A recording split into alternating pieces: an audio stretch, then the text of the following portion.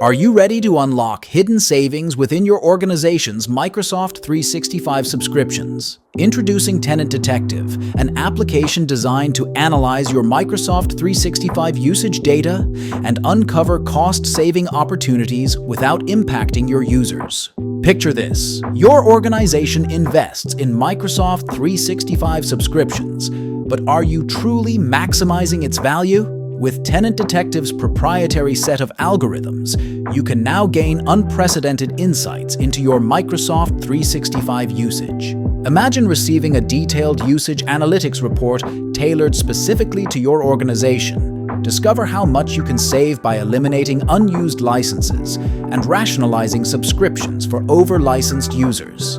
With Tenant Detective, you can rest assured knowing that your organization's Microsoft 365 investment is being put to its best use. Say goodbye to overspending on licenses that sit idle and hello to a more cost-efficient future. Visit tenantdetective.plow.net today to start optimizing your subscriptions. Hey, Cut the Shit listeners. You can find every episode on Apple Podcasts, Spotify, or YouTube. Go check us out. Welcome back, everybody. You're listening to Cut the Shit, a podcast series that aims to take a closer look at the impact of the IT industry, both the good and the bad. Cut the Shit is brought to you by Plow Networks, a managed IT services company based just outside Nashville, Tennessee. I'm Bryan Link, COO here at Plow, and I'll be your host for this series. I'll ask questions, and with the help of our guests, try to dig deep on some of the key challenges we all face dealing with IT. So with that, let's cut the shit and get started. On today's episode, I'm very excited to have Charlie Field as our guest.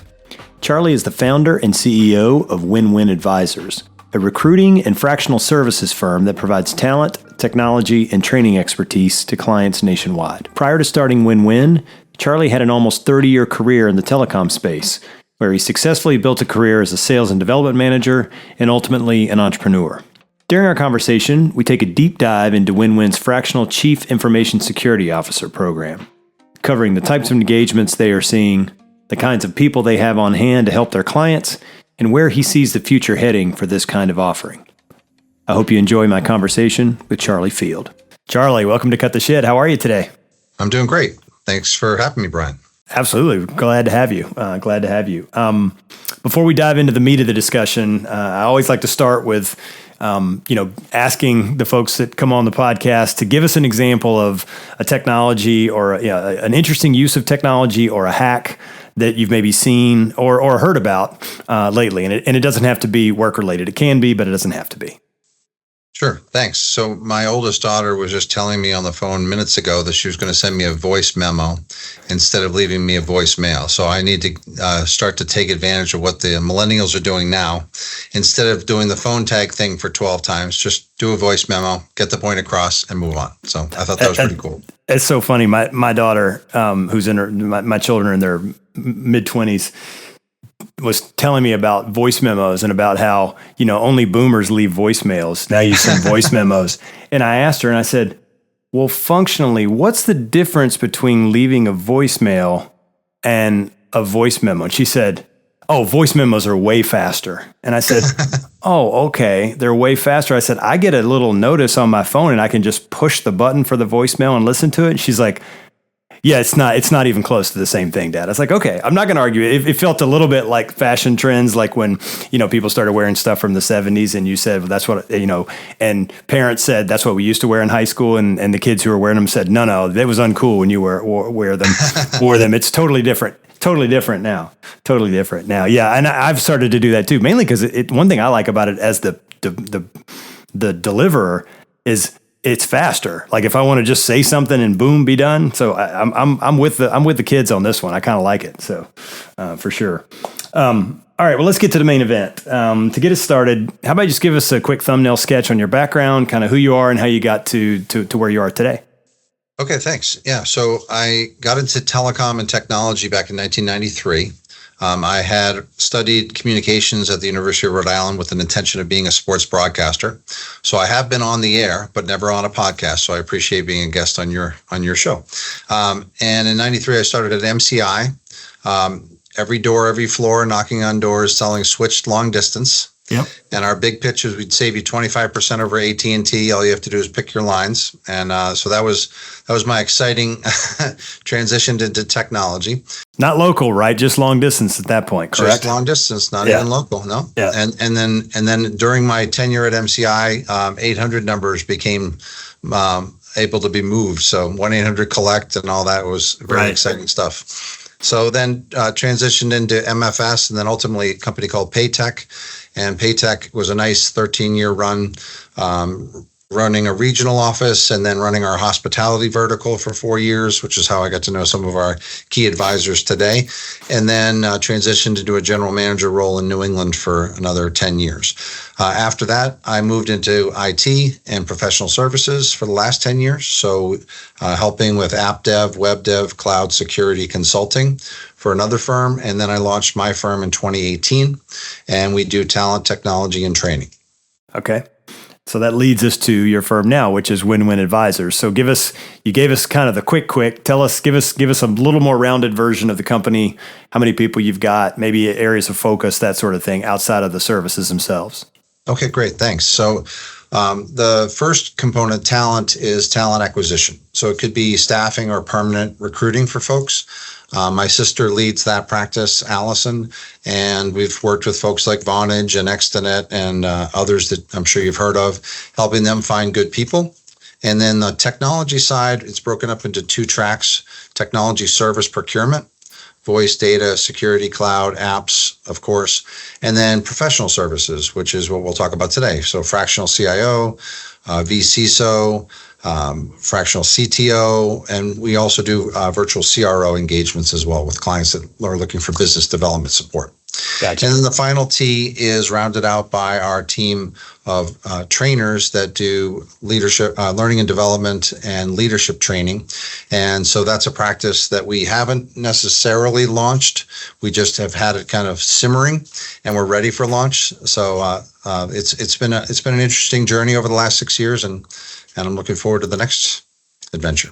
So tell me a little bit about the L&D option. How did that evolve? Was it the kind of thing people started asking you for it, and you thought, well, maybe why not do it? I mean, how did it sort of emerge? Because it sounds like that's been the latest arrival. The other two sound like they've been around a little longer.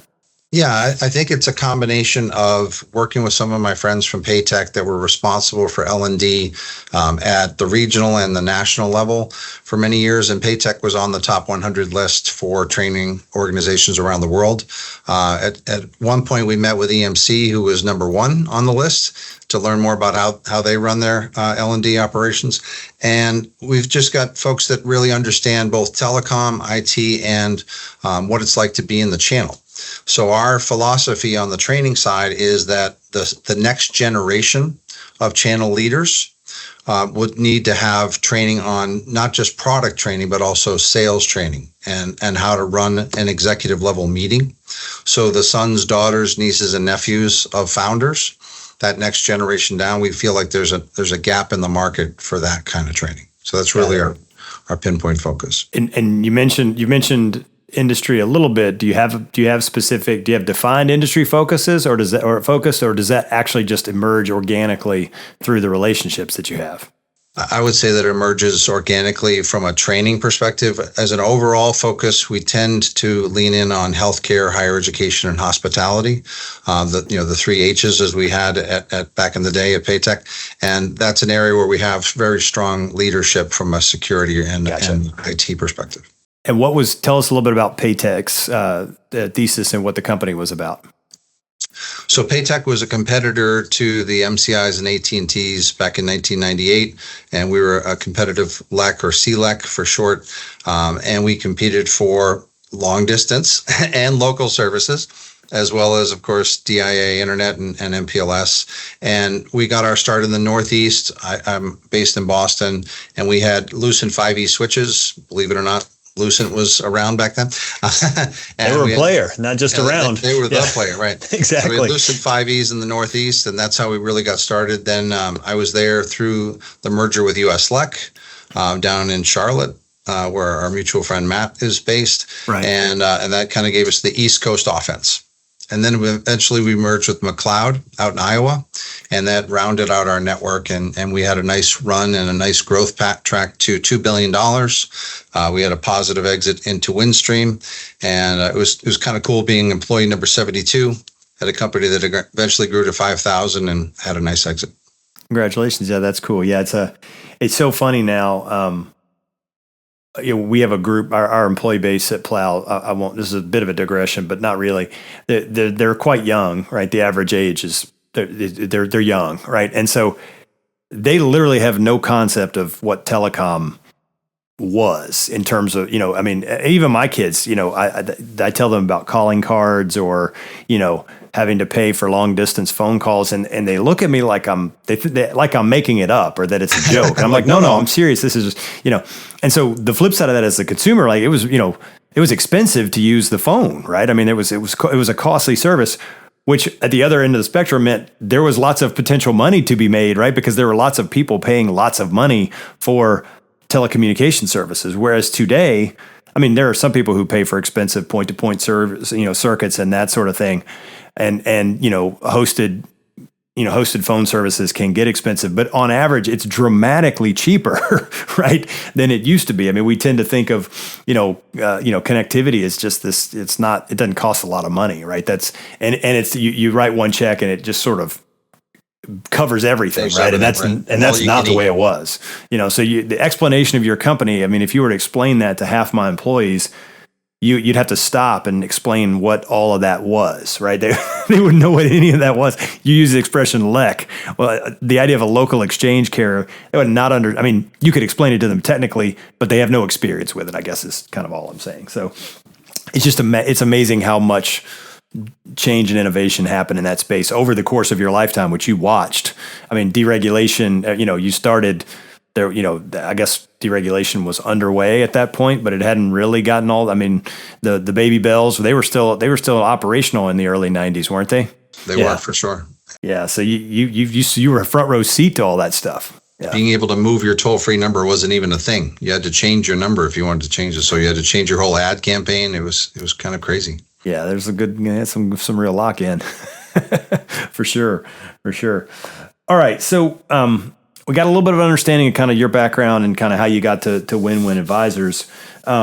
Let's take a specific piece of that, and I want to talk about the fractional Chief Information Security Officer business or piece of the business that you guys have developed and are continuing to develop. So why don't we start by tell us a little bit about what the demand side of this equation looks like. Who are the companies that you guys are talking to, and what in general are they looking for? Sure. So thank you. So I think the big demand side that we're feeling in the last 6 to 12 months is around CMMC. And that can has been kicked down the road several times from a federal government requirement perspective. Can you, for the folks that don't know what CMMC is, can you give just a quick sketch on that?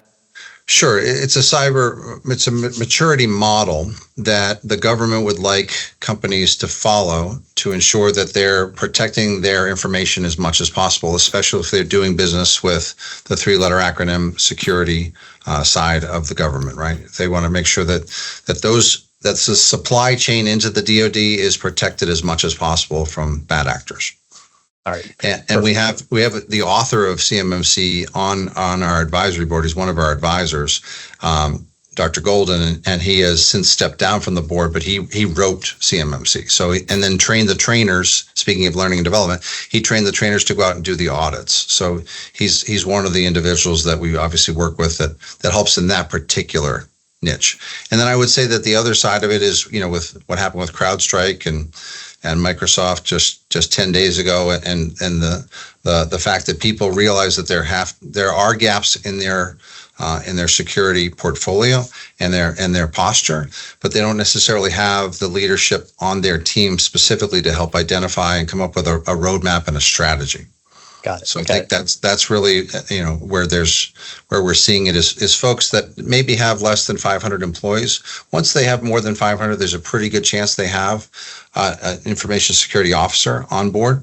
But typically, up to that market, up to that size of company, they generally don't. Right, and they're depending on their internal IT team, or perhaps an outside consultant who's not an information security person, but knows one, or stayed at a Holiday Inn Express last night or something like that. I mean, maybe they're. Yeah, I don't know what people are doing, frankly, in that situation. I guess they're sort of. I mean, I do know that they ask. I know they ask us for. We have lots of clients who ask us for guidance on this too, right? And you can tell that they're sort of hungry for qualified assistance, right? And it's a scary thing for giving advice. If in the sense of you've got to know what you're talking about, right? And be able to lead a guided conversation in the correct way to help people assess risk. That doesn't mean they're going to like the recommendations in terms of the cost sometimes, but it's just sort of how it goes. Talk to me about so we have some idea of what the need is, right? So that's what you're trying to you're playing two sides of this market, right? You're trying to find the clients that need that need help, and then provide a solution for them. So what does that side look like? Tell me some about the candidates. Who are these folks, and what do they look like in terms of their past experience and this sort of current situation?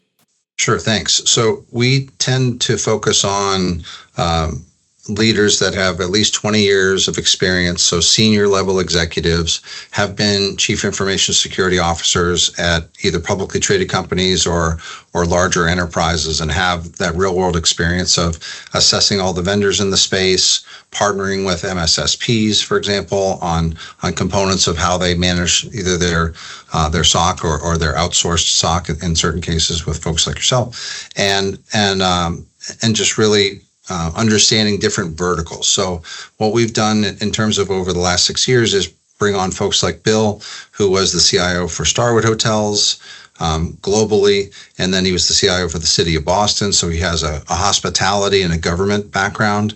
Then he was the CIO for the Commonwealth of Massachusetts, and now he teaches cybersecurity as a master's class to FBI agents in some cases at Boston College.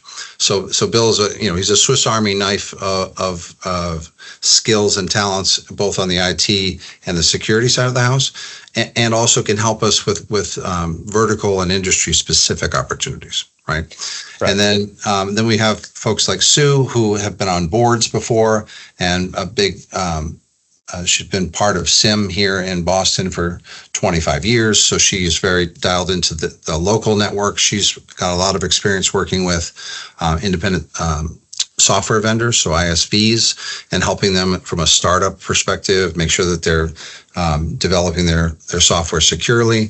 She enjoys things that a lot of people don't enjoy, which is policies and procedures and governance, risk and compliance, and helping people protect themselves from the bad actors and the documentation side of things. So again, we've got a mix of folks that understand and appreciate both verticals, helped author CMMC, and then also are happy to do some of the unsexy work of policy writing and things like that. Right. And you mentioned, again, you've mentioned a couple of different things for potential types of engagements, but you've given a couple of examples. What would be sort of maybe give me an example of an engagement that we'll use Bill as sort of a placeholder for one skill set versus Sue as a placeholder for the other, and what might those engagements look like in terms of time and cost? Again, just trying to get a sense so that people listening have an idea of this is what you'd probably be looking at if you had something that was similar. Of course, it's going to vary depending on the nature of the need, but just curious that a couple of examples would be helpful. Sure thing. So we have a small software vendor based in Massachusetts that's been in business for 30 years. We've actually been supporting them for 4 years now with policies and strategies, and in many cases responding to RFPs around their security policy, right? And that is 4 hours a month of an engagement for about $1,800 a month, so roughly $20,000 a year. Gotcha. So if a full-time CISO might cost that small business $200,000, right? We're coming in at 10% of that cost, but still providing the important pieces so that they can run their business.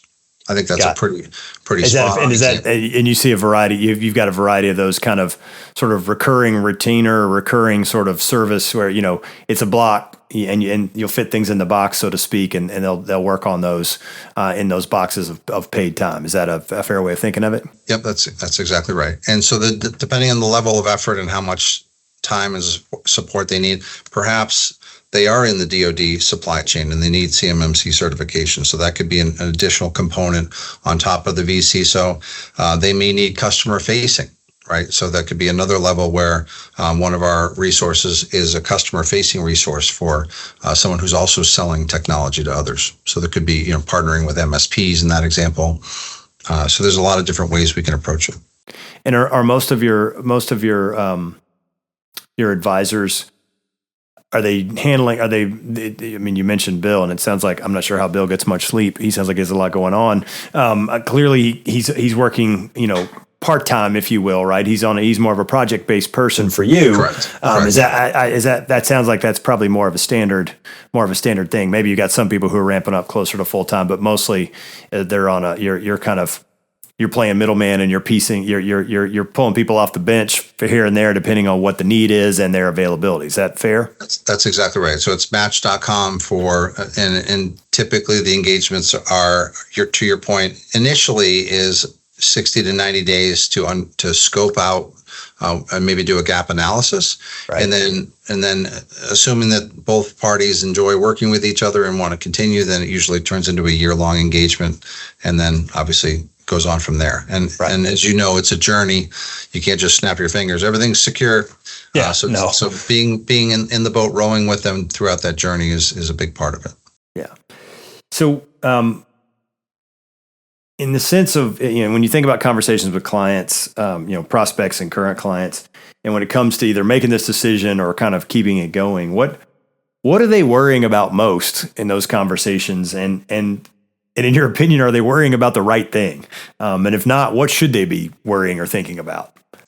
Well, I think the finance component of it, right, justifying the expenditures and weighing that cost benefit analysis of how much to invest to protect their most critical assets. I think that's the roadblock of the folks in IT understand how important, how critical business continuity is to the business. However, there's sometimes a gap between leadership and IT in terms of appreciating that and understanding how much of an investment that requires. Yeah, and it's hard, right? I mean, you're asking people. You're much of this is about buying insurance, right? And you insure your house. You at least have some idea of what your house is worth, right? But I mean, right. Insuring your business in this sense is kind of hard to know what it's actually worth, and then what should be the premium, because that's really what you're talking about, right? If you're a $20 million revenue company, how much is it? How much should you be willing to pay to protect your data? And some people would say, well, whatever it takes, because if you don't, it could go to zero. But that's not. I mean that's not very realistic, right? Because you're not going to go out of business trying to protect your data. That's stupid. So, somewhere between nothing and that is the answer, but that's a very big gap, right? And my assumption is you probably have internal tension around how to answer that question, right? Absolutely, and I think creating a visual document and helping to lay out what a 12-month roadmap might look like often helps calm things down, and folks don't realize they don't have to do everything in the first quarter, right? There's a series of investments over time, and I think that definitely helps. Yeah, that makes sense. As you look ahead, and let's just take next 2-3 years, and you sort of survey the landscape of where Win-Win Advisors is and where things are going. What excites you most when you think about that time frame? And here we don't need to deal. You can go beyond sort of the fractional CISO world. You just think more broadly about the company. Yeah, sure. Thanks. Well, I think one of the cool things that we're enjoying is helping disruptive technology companies get the word out, both directly and through the channel. So that's been something that we've been focused on for the last 18 months, is finding folks like you have with interesting products that are unique in the marketplace and helping to evangelize that out to our network, right? So that to me feels like that is one of the win-wins, is really helping folks that have created something really cool and maybe have a gap in marketing of that, even just smiling and dialing and hitting LinkedIn messages, whatever, business development, whatever it might need, sales resources. So that whole program, which we call our VCRO program, is something we're really excited about. Candidly, I think the fractional leadership will continue to grow and expand because of the burnout rate and how stressful it is to be a full-time CISO or full-time CIO these days, with all the pressures from all the different attack vectors and all the lack of sleeping on the weekends and things like that. I think people want to have balance in their life. So if they can perhaps consult with 2 or 3 clients and get some of their weekends back and be more strategic, having earned that, or after 30 years of working really hard, I think that is a trend that probably will continue, in my opinion. So I feel good about that. And then I think just the evolving of technology and staying ahead of things and learning more about AI and how it can apply to day-to-day operations, to take, jumping back to the 90s when you're talking about switched long distance being the one product that I sold. I mean, that's literally it. I sold switched long distance. I had to get promoted to sell dedicated long distance. So having all of these different products and then keeping track of which ones are going to be the winners and helping to listen well to our clients and our partners and see where we can help. That's what we enjoy doing. Good deal. So let's flip that question as you think about the next 2 to 3 years, and what concerns you or scares you as you think about your journey. That's a great question. I think just continuing to make sure that we're bringing the right people onto the team in terms of their ability to be strategic and their ability to listen well to our clients, to have that customer success mentality, and not just bring on people just because they can fog a mirror, right? It's just making sure that we're selective and we have sales pros in our ecosystem, we have IT pros in our ecosystem, and I think it's that making sure that the culture aligns is probably the biggest thing that we have to focus on. Yeah, I would agree. I mean, whatever happens out there in the marketplace, right? And we know change is going to happen. We don't know what it's going to be, but if we can have the right people on the team, right, then we've got a chance to be able to adjust and to capitalize on opportunities where they present themselves, and also to minimize damage from things that happen, because sometimes bad stuff happens. Bad's not the right word. Unfavorable, right? There are changes that can happen that are unfavorable to your business that you couldn't have anticipated, and I think we all have to sort of recognize that as a reality of the world we live in. Sure. Well, Charlie, this has been a really good conversation. I always like to wrap up before I let you go with a little bit of personal, not that personal, but a little bit personal stuff. So how about you share something that you've read or watched lately that you think others ought to check out? Okay. Well, I have not finished it, but I've cracked open Blue Ocean strategy, and I'm really enjoying, fishing where there's a blue ocean instead of a red ocean. Just the whole concept of finding places where you can come up with a new strategy that's different and making that adjustment. And I just think that's a really cool mindset to have, that you don't necessarily always have to compete with the same players in the same space. Right. That you can create your own marketplace and your own market, and then get after it. So I think that's been a good read so far. Well, very good. Well, we'll put a link to Blue Ocean Strategy in the show notes for people who want to go check it out, because it's definitely a classic. All right. Well, with that, we'll wrap. Charlie, we'll let you get back to it. Thanks so much for being on Cut the Shit. We really appreciate it, and I hope you have a great day. I appreciate it. Thanks so much, Bryan. Take care. We hope you enjoyed this episode. If you are enjoying the podcast, we'd appreciate it if you would become a subscriber wherever you get your podcasts. And if you could rate and review the show on Apple Podcasts and Spotify, that would really help us out. Or you can just go old school and tell your friends, your family, your colleagues, and hell, anybody else who you think might want to hear something like this to listen in. If you're on social media, make sure to follow us on TikTok @CutTheShitPod, all one word, where we post lots of clips from the podcast. And last but not least, you can also watch the YouTube version of the show on our YouTube channel @Plow Networks. Until next time, take care and have a great day.